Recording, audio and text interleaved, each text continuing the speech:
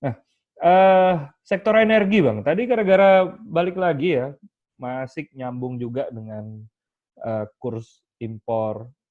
Kita energi masih ngimpor juga nggak sih Bang sebenarnya Bang? Ya tergantung memang. Kalau energi eh, itu kan energi itu istilahnya kan sumbernya kan ada macam-macam sumber Ya. energinya itu. Ya, jadi kalau minyak jelas kita impor.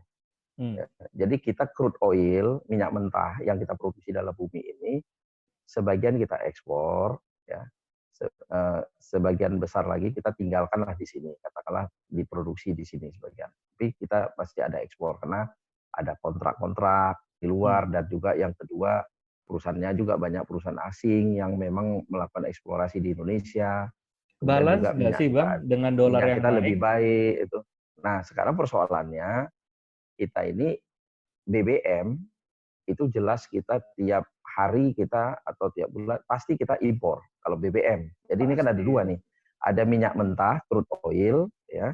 Itu apa namanya? Ada sebagian kita ekspor, tapi ada tetap dipakai. Tapi kalau BBM kita pasti impor karena kebutuhan kita lebih besar daripada kilang yang diproduksi oleh Pertamina. Gitu. Artinya produksi Pertamina itu belum sampai mencukupi kebutuhan masyarakat Indonesia. Jadi kita tiap hari pasti impor yang namanya BBM. Nah ini yang kalau bisa dibilang itulah kita yang defisit energi itu.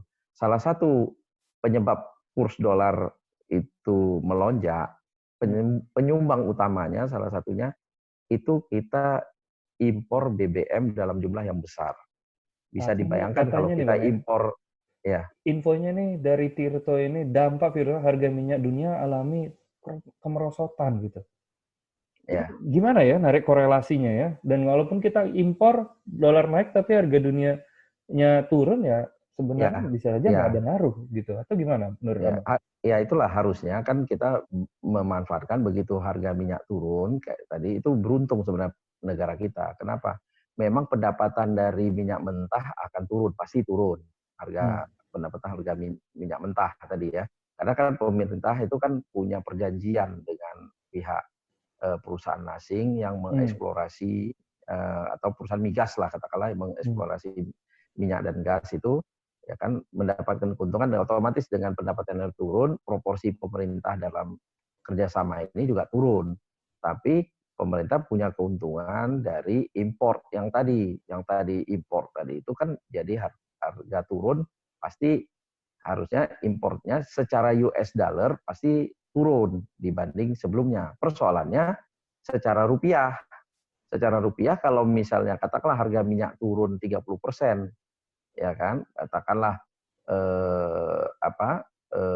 US dollarnya naik 30% juga, Hmm. ya sama aja. Sebenarnya itu secara rupiah tidak tidak berdampak apa-apa, tapi kita harapkan harusnya dengan minyak turun, harga BBM diturunkan. Dan ini yang ditunggu-tunggu oleh masyarakat dengan kondisi krisis seperti ini.